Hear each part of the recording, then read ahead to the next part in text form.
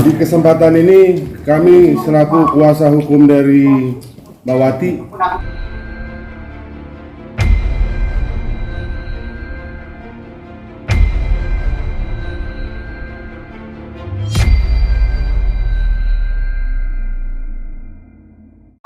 ingin menyampaikan somasi terbuka terkait apa yang dilakukan oleh saudari Natalie Holzer yang secara jelas di dalam akun pribadinya media sosial di sini jelas bahwa di sini ada himbauan yang konotasinya negatif terhadap klien kami. Dengan itu kami selaku kuasa hukumnya meminta kepada saudari Natalie Holzer untuk meminta maaf kepada klien kami. Karena apa yang dilakukannya sangat merugikan klien kami. Tindakan saudari Natalie Holzer ini sudah merugikan klien kami karena sampai saat ini klien kami tidak dapat bekerja dimanapun. Dan konotasi negatif dengan kata-kata himbauan dan hati-hati ini itu selalu berkonotasi negatif, tidak ada kata hati-hati itu yang konotasinya positif. Hal tersebut sangat merugikan klien kami karena klien kami adalah satu-satunya tulang punggung keluarganya.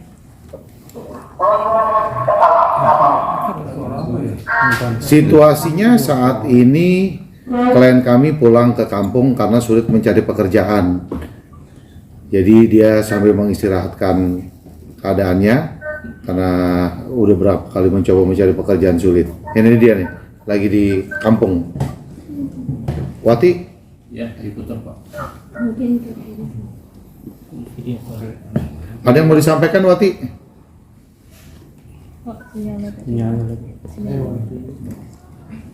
Wati? Ada yang mau disampaikan, Wati?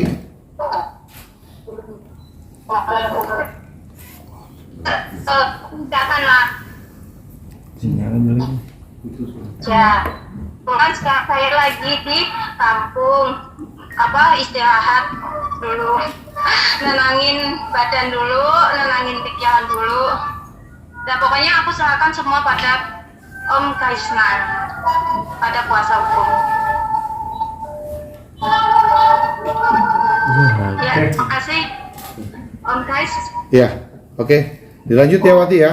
Baik, makasih Wati. Ya. Ya. Bang, dengan adanya ini secara psikis, khawatir mungkin ada yang terganggu atau gimana?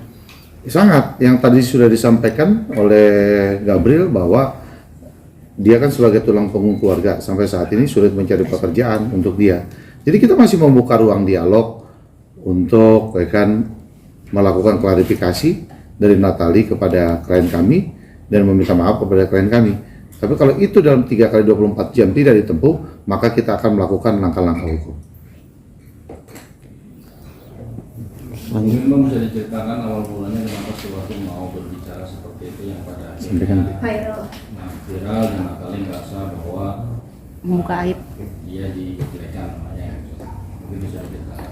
ya mungkin saya mau menjawab bahwa saudari Wati ini kan kalau kita tahu sama tahu dalam perjalanan proses persidangan perceraian antara Natalie dengan saudara Sule, saudari Wati ini bersaksi di persidangannya. Jadi bagaimana bisa dikatakan Wati itu menyebar aib sedangkan dia membantu dalam persidangannya? Silakan mungkin rekan-rekan dan masyarakat umum bisa ambil kesimpulan dari cerita itu bahwa Wati memberi kesaksian dalam persidangan perceraian dari saudari Natalie Holzer dan Sule. Jadi tidak ada ungkapan atau apapun rahasia yang diungkap selain di persidangan itu. Karena Wati banyak tahu rahasia dan dia tidak ungkap semua rahasianya gitu. Jadi kesimpulannya apa yang dituduhkan dalam postingan IG ini tidak benar lah. Kemarin pun juga ketika dia melakukan klarifikasi terhadap somasi yang dilayangkan secara terbuka oleh Natalie, dia minta video apa sih yang dia bilang bahwa dia membuka aib. Kasih dong. Kita juga nggak ada perkataan-perkataan dari Wati yang mengatakan dia membuka aibnya daripada Natalie itu seperti apa, nggak ada. Artinya tidak ada postingan, Bang? Nggak ada. Apakah Wati juga sempat komunikasi dengan Sule karena kan terkait kan 2 orang ya? Natali dan Sule kan seperti itu. Nggak ada. Justru ketika Wati mencurahkan isi hatinya, dia bikin statusnya dia di WA kemarin, nggak ada menyinggung siapapun. Tiba-tiba dia mendapatkan WA dari Natali yang isinya, ya kan, bahwa begini. Ada sama sekali di dalam statusnya itu juga dia tidak pernah mengatakan atau membuka aibnya seperti yang diutarakan gitu, nggak ada. Oke, ketika aib ini bergulir gitu Bang, kan Sule tentu juga mendengar gitu. Ada komunikasi Wati dengan Sule ketika masalah ini? Saya belum tanyakan itu. Coba nanti saya tanyakan. Bang, berarti udah berapa lama Wati tidak bekerja, Bang? Wati udah persisnya berapa lamanya saya juga belum tanyakan. Nanti saya tanyakan. Apakah setelah keputusan itu? Dia cuma bilang, ya kan, ada sempat dia mau lamar kerja. Wati bilang dia mau ngelamar kerja, orangnya tadinya sudah mau terima, tiba-tiba ditelepon, ya kan, apa bunyinya teleponnya juga Wati nggak tahu isinya. Terus orang itu bilang ke Wati, mohon maaf Mbak Wati, saya nggak jadi terima Mbak Wati itu. Ya. Artinya peluang Wati untuk cari kerja semakin sulit Bang ya? Ya saat ini seperti itu kondisinya.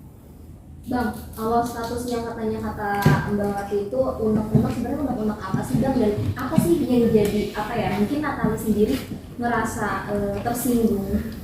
Dia kan disudutkan seolah-olah dia membuka aib, padahal dia tidak buka aib. Kan dia bilang sama saya, Bang, kalau saya mau buka aibnya, arti perjalanannya bagaimana, saya tuh 24 jam melekat. Tapi kan sudah disampaikan oleh Saudara Supri tadi, bahwa di kesaksiannya pengadilannya pun juga, dia membantu Natali. Tidak sama sekali menyudutkan Natali dalam kesaksian di pengadilan, ya Pi ya, itu yang disampaikan. Betul. Justru mendukung Natali justru. Jadi itu unek-unek itu sebenarnya unek-unek untuk siapa Bang? Unek-uneknya untuk siapa saya juga belum tanyakan itu sih. Cuma dia bilang isi curahan hati aja, dia sampaikan melalui statusnya dia di WA. Ya kan, unek-uneknya dia cuma bilang gitu sih sampainya gitu. Bang, tentang dugaan sebelumnya katanya Wati mengetahui kalau Natali selingkuh dengan pria lain sebelum Natali cerai dengan Sule. Apakah hal itu benar terjadi adanya atau seperti apa yang Saya pernah tanya apa yang banyak Wati ketahui, ya kan, tentang adanya ya mungkin dugaan-dugaan, ya kan, sisi lain atau dan sebagainya. Dia cuma bilang, saya banyak tahu, saya dengan Natali melekat 24 jam. Cuman untuk apalah katanya, saya juga nggak perlu juga untuk cerita-cerita ke orang, cuma gitu doang. Berarti pembunuhan karakter ya Bang, kalau Natali menuduh Wati menyebarkan, memberitakan kalau Natali selingkuh dengan pria lain sebelum cerai sama Sule, berarti bohong dan pembunuhan karakter menurut Abang atau gimana Bang? Ya makanya kita pengen tahu, makanya minta buktinya, minta apa yang dimaksud dengan artiannya Wati itu menjelek-jelekan atau menyebarkan aib yang dimana. Wati kemarin coba sampaikan ke saya di apa sih ya kan, di YouTube apa, ini lubang isinya. Coba Abang pelajarin, coba Abang lihat kalimat-kalimat saya, apa ada di sini yang dikatakan saya membuka aib. Saya lihat dari konten YouTube-nya kemarin yang dikasih oleh Wati, nggak ada di situ. Makanya saya juga bingung.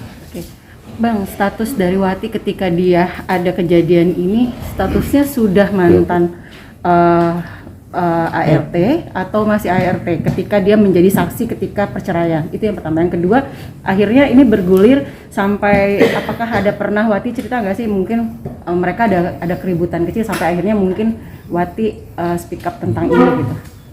Ya pada saat berita ini ada, itu Wati itu masih ART. Pada saat keributan itu kan masih ART di sana. Nah begitu Wati sudah tidak lagi ART, baru ini terangkat bahwa Wati menjelekan sana, menjelekan sini, berita sini diberitain ke sana, berita sana jadi terkesan Wati itu mengadu domba gitu kesannya. Padahal kan kalau kita tahu justru dalam persidangan perceraiannya justru Wati membantu.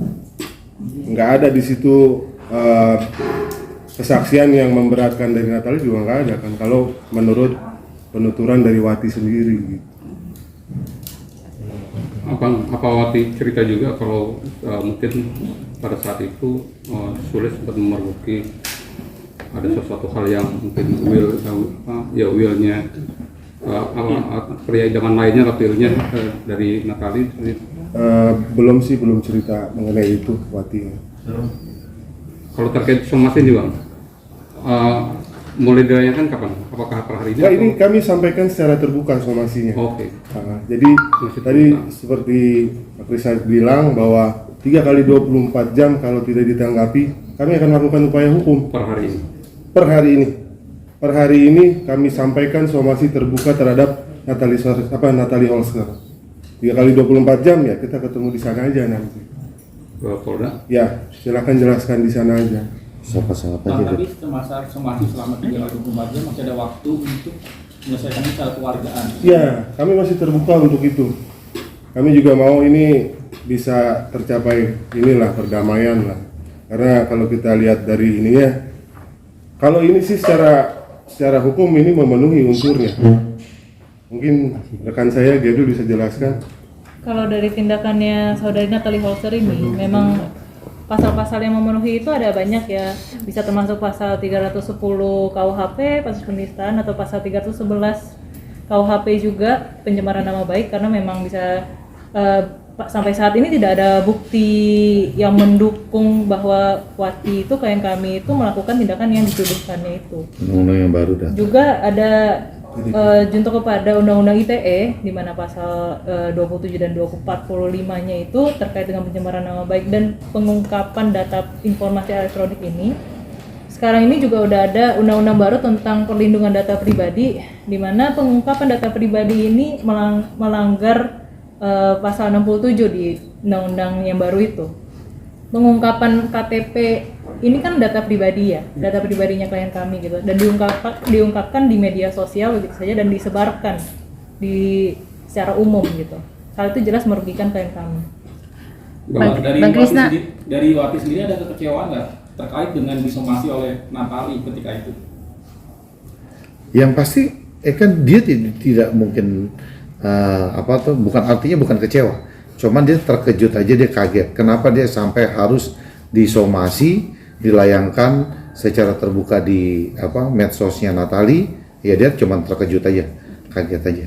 Bang, tapi tadi kan sempat bilang 24 jam Wati, bukan 24 jam ketika mereka masih menjadi satu ART dan majikan gitu kan. Ketika akhirnya masih 24 jam terus bergulir waktu bersama dengan Natalie, ada nggak mungkin situasi atau kondisi itu Wati dibikin nggak nyaman mungkin dengan akhirnya Wati ungkap ini gitu loh?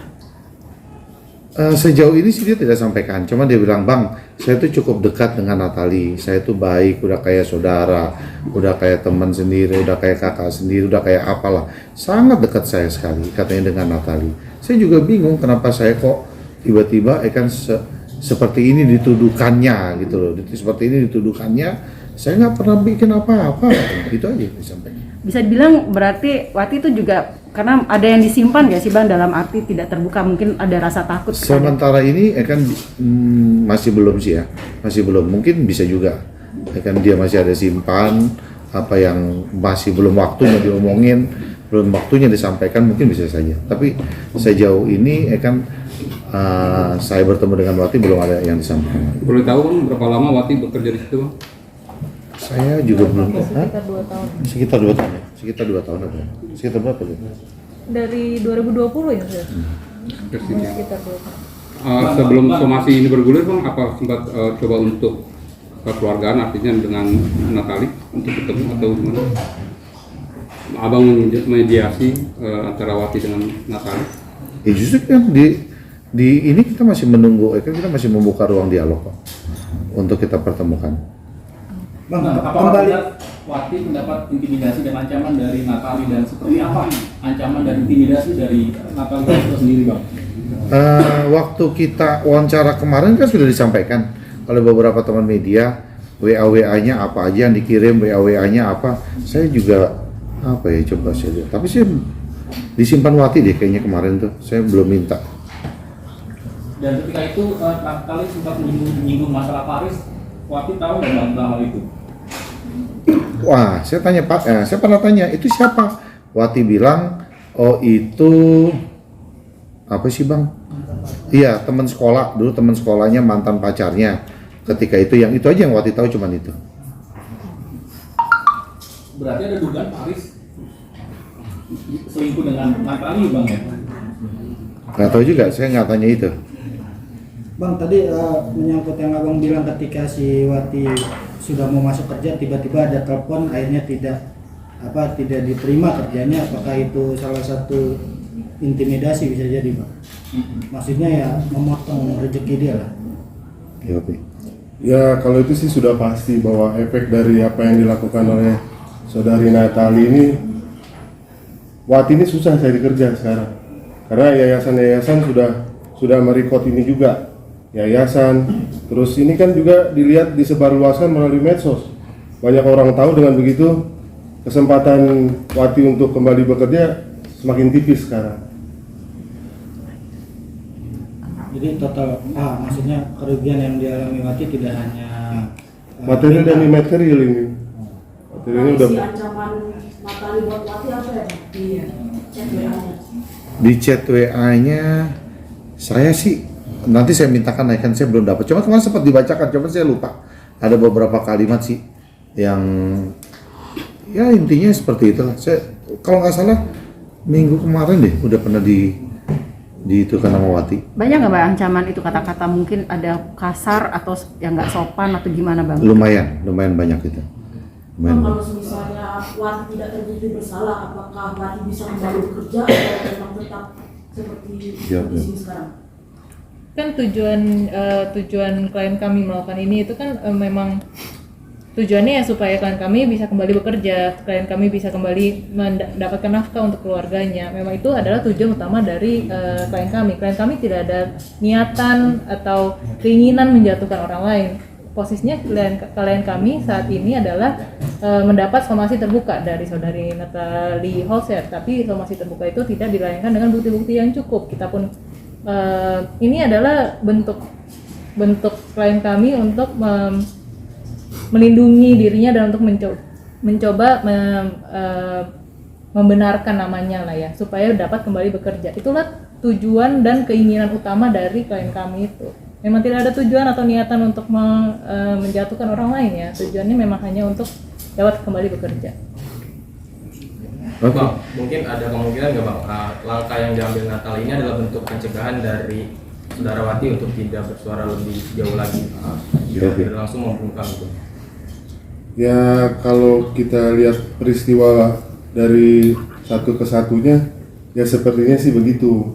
Jangan sampai Wati ini mengungkap semua yang tidak diungkap. Tadi saya bilang bahwa dia kan ikut pernah membantu dalam pengadilan, dia pernah melekat 24 jam, otomatis Wati ini banyak tahu lah mengenai Natali. Artinya Natal ini mencoba mencegah gitu? Ya, mencegah itu sebenarnya. Bahwa dia jangan sampai ungkap semua apa yang dia ketahui lah gitu. Upaya tutup mulut berarti, Bang. Ya, kurang lebih begitu. Bang, ada kemungkinan nggak kuasa hukum Wati akan bertemu kuasa hukum Natali untuk menyelesaikan ini yang mediasi seperti itu? Nggak menutup kemungkinan. Ya kan oke-oke aja buat kita. Oke, makanya kan kita bilang kita masih membuka ruang dialog untuk dilakukan mediasi. Oke. Ya. Mungkin ada pesan terakhirnya Bang. Mungkin ya. Sampaikan pesan terakhir. Nggak apa-apa. Udah nggak boleh.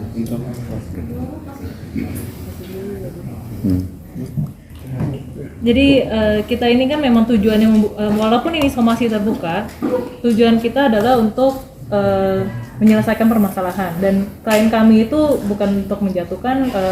Kalau bisa diselesaikan damai juga silakan saja. Makanya kita membuka waktu ruang dialog berdiskusi 3-24 jam sebelum kita mengambil langkah hukum ini. Sekian. Oke. Makasih Bang, kalau foto dulu Bang. Bapaknya Bang, Berdiri aja Bang. Bang ya Bang, ini Bang. Nah, cakep.